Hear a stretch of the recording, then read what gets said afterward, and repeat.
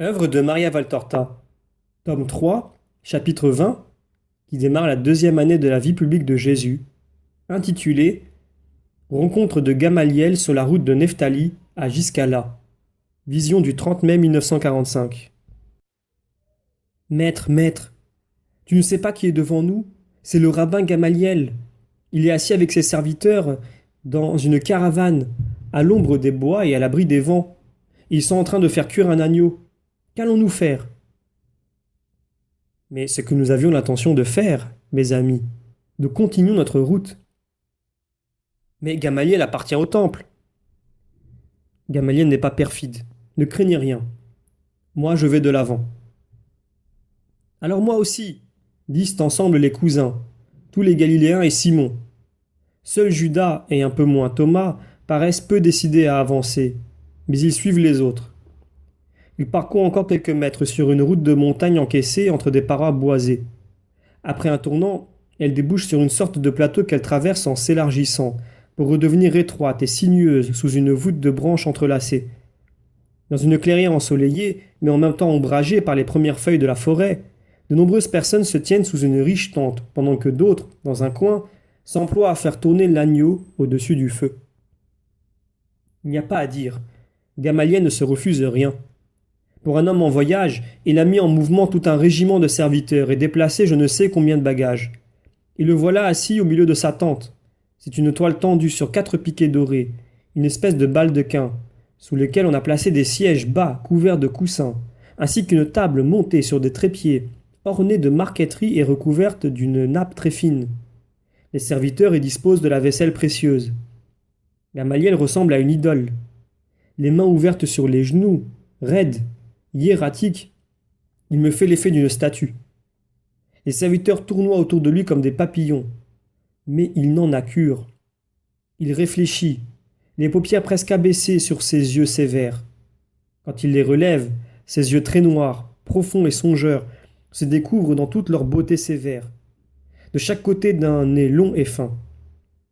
Il a le front un peu dégarni d'un homme âgé, haut et strié de 3 rides parallèles. Une grosse veine bleuâtre dessine presque un V au milieu de sa tempe droite. Le bruit des pas des arrivants fait se retourner les serviteurs. Gamaliel en fait autant. Il voit Jésus marcher en tête et a un mouvement de surprise. Il se lève et s'avance jusqu'au bord de la tente, pas plus loin. Mais de là, il s'incline profondément, les bras croisés sur la poitrine. Jésus répond de la même manière. Toi, ici, Rabbi? Demande Gamaliel.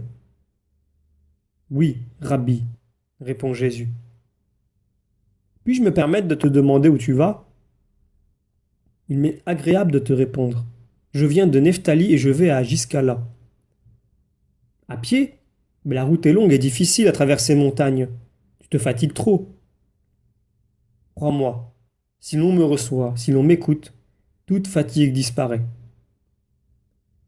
Dans ce cas, permets-moi, pour une fois, d'être celui qui fait disparaître ta fatigue. L'agneau est prêt. Nous aurions laissé les restes aux oiseaux car je n'ai pas l'habitude d'emporter les restes. Tu vois, cela ne me dérange pas de vous inviter, tes disciples et toi. Je suis pour toi un ami, Jésus. Je ne te considère pas comme inférieur à moi, mais plus grand. Je le crois et j'accepte. Gamaliel s'adresse à un serviteur qui paraît être le chef, lequel transmet les ordres.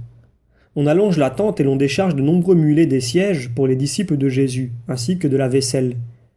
On apporte des coupes pour se purifier les doigts.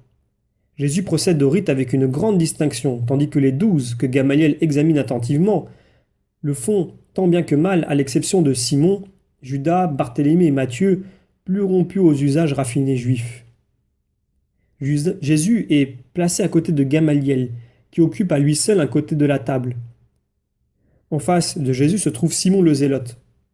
Après la prière d'offrande, que Gamaliel récite avec une lenteur solennelle, les serviteurs découpent l'agneau, le partagent entre les hôtes et remplissent les coupes de vin ou d'hydromel selon les goûts. C'est le hasard qui nous réunit, Rabbi. Je ne pensais vraiment pas te trouver en route pour jusqu'à-là. Je suis en route vers le monde entier. Oui, tu es le prophète infatigable. Jean est stable, toi tu es itinérant. Il est ainsi plus facile aux âmes de me trouver. Je ne dirai pas cela. Avec tous ces déplacements, tu les désorientes. Je désoriente mes ennemis. Mais ceux qui veulent me voir parce qu'ils aiment la parole de Dieu me trouvent. Et le Maître qui les veut tous va à eux. Ainsi il fait du bien aux bons et déjoue les manœuvres de ceux qui le haïssent. C'est pour moi que tu dis cela? Je ne te hais pas, moi. Non, ce n'est pas pour toi. Mais puisque tu es juste et sincère, tu peux reconnaître que je dis vrai. Oui, c'est vrai, mais vois-tu, c'est que nous autres, les anciens, nous te comprenons mal.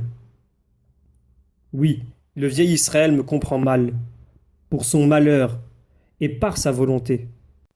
Oh non! Si, Rabbi, il ne met pas toute sa volonté à comprendre le Maître, et qui se borne à faire cela agit mal, même s'il s'agit d'un mal relatif. En revanche, beaucoup appliquent leur volonté à comprendre de travers ma parole et à la déformer pour nuire à Dieu. À Dieu? Il est bien au-dessus de toutes les machinations des hommes. Oui, mais toute âme qui s'égare ou qu'on égare, et c'est s'égarer que déformer ma parole et mes œuvres pour soi-même ou pour les autres, nuit à Dieu dans l'âme qui se perd. Or, chaque âme qui se perd est une atteinte à Dieu. Gamaliel baisse la tête et réfléchit, les yeux clos. Puis il se frotte le front de ses doigts longs et maigres, en un mouvement involontaire de peine. Jésus l'observe. Gamaliel relève la tête, ouvre les yeux, regarde Jésus et dit « Tu sais cependant que je ne suis pas de cela. » Je le sais, mais tu appartiens au premier. Ah, c'est vrai, mais ce n'est pas faute de m'appliquer à te comprendre. C'est que ta parole s'arrête à mon intelligence, mais ne pénètre pas plus avant. Mon intelligence l'admire en tant que parole d'un savant, et l'âme ne peut la recevoir, Gamaliel, parce qu'elle est encombrée de trop de choses. Or, ces choses sont des ruines. Il y a peu de temps alors que je venais cette fois de Nephtali. Je suis passé par un mont qui s'avance au-delà de la chaîne.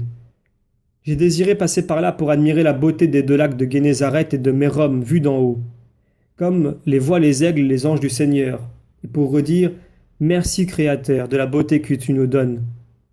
Toute la montagne n'était que fleurs, bourgeonnements, feuillages nouveaux dans les prés, les vergers, les champs et les forêts, les lauriers embaumés auprès des oliviers qui préparaient déjà la neige de milliers de fleurs, et même les robustes rouvres semblaient plus attrayants en se revêtant de couronnes de clématites et de chèvrefeuilles. Mais là, en revanche, il n'y a aucune floraison, aucune fertilité. Tout travail humain n'y aboutit à rien, et pas plus celui de la nature. Tous les efforts du vent ou de l'homme échouent à cet endroit, car les ruines cyclopéennes de l'antique Hazor encombrent tout, et au milieu de ces pierres et de ces rochers, il ne peut pousser qu'orties et ronces. Seuls les serpents y nichent. Gamaliel. Je te comprends. Nous sommes nous aussi des ruines. Je comprends la parabole, Jésus. Mais je ne peux pas agir autrement. Les pierres sont enterrées trop profondément. Quelqu'un en qui tu crois t'a dit « Les pierres frémiront à mes dernières paroles ». Pourquoi donc attendre les dernières paroles du Messie? N'éprouveras-tu pas de remords de ne pas avoir voulu me suivre plus tôt? Les dernières, tristes paroles que celles d'un ami qui meurt et que nous sommes venus écouter trop tard. Or les miennes sont plus importantes que celles d'un ami. Tu as raison, mais je ne peux pas. J'attends ce signe pour croire.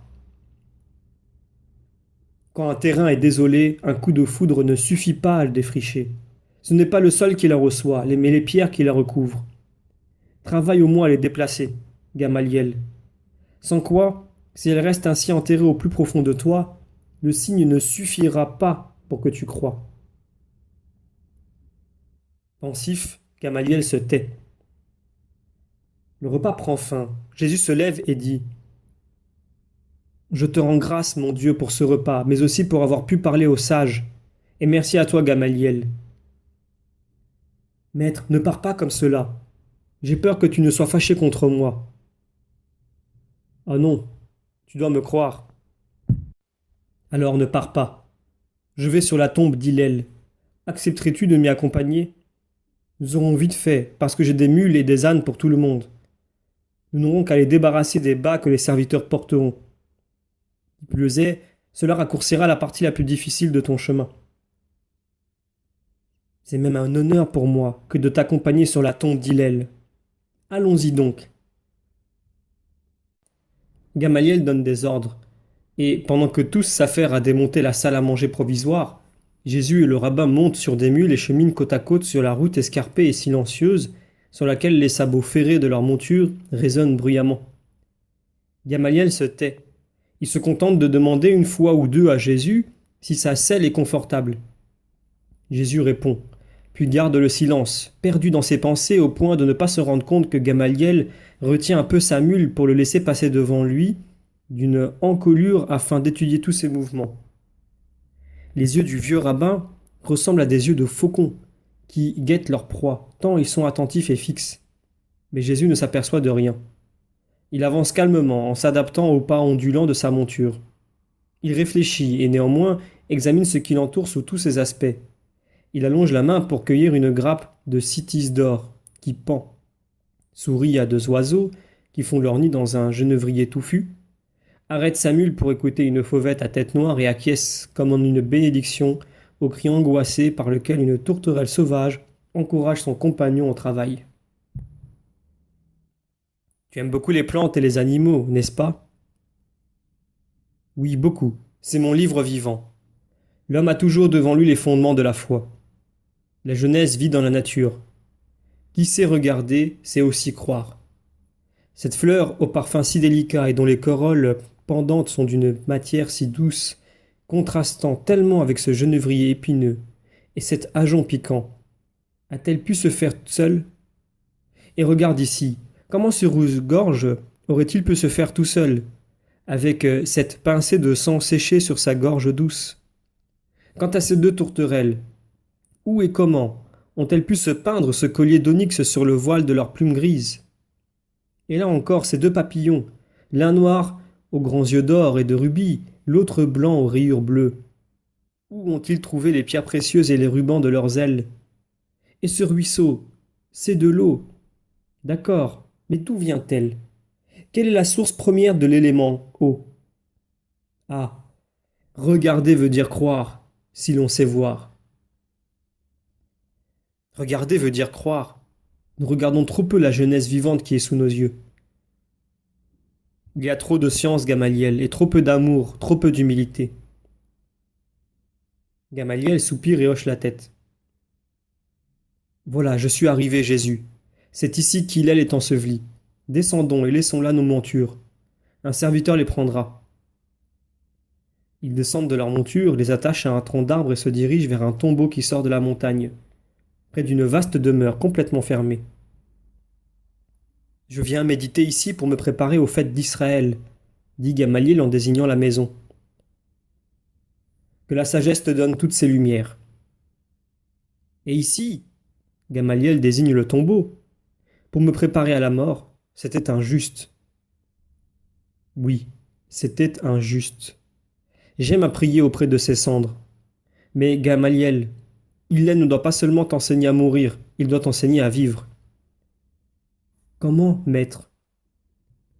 L'homme est grand quand il s'humilie, était sa devise préférée. Comment le sais-tu si tu ne l'as pas connu?